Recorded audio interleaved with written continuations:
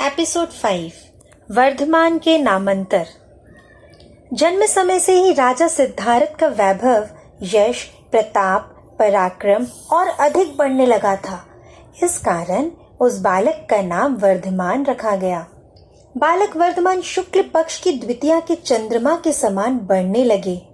अपनी बाल लीलाओं से माता पिता को, समस्त राज परिवार को आनंदित करने लगे।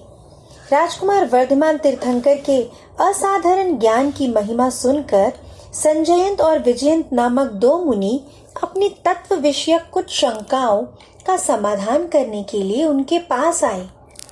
किंतु श्री वर्धमान तीर्थंकर के दर्शन करते ही उनकी शंकाओं का समाधान स्वयं दूर हो गया। उन्हें समाधान के लिए कुछ पूछना ही न पड़ा।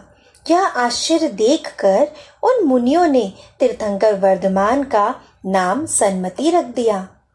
एक दिन कुंडलपुर में एक बड़ा हाथी मंदोन्मत्त होकर गजशाला से बाहर निकल भागा।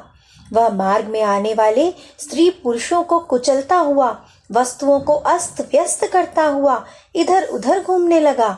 उसे देखकर कुंडलपुर की जनता भयभीत हो उठी और प्राण बचाने के लिए इधर उधर भागने लगी। नगर में भारी उथल पुथल मच गई। वर्धमान अन्य बालकों के साथ क्रीड़ा कर रहे थे। मंदोमत हाथी उधर ही जा झपटा।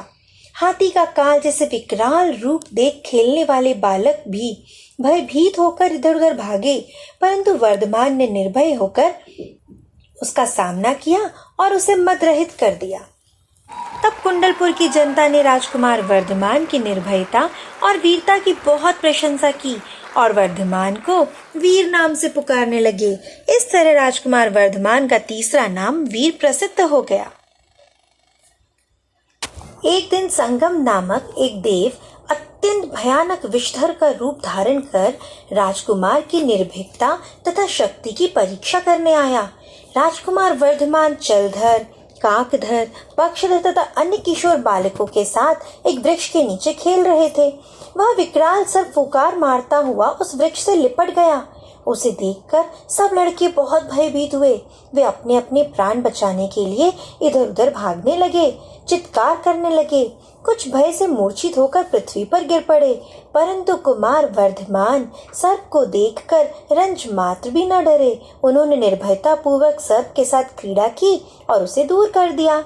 राजकुमार वर्धमान की निर्भयता देखकर वह देव बहुत प्रसन्न हुआ। उसने प्रकट होकर वर्धमान तीर्थंकर की स्तुति की एवं उनका नाम महावीर रखा।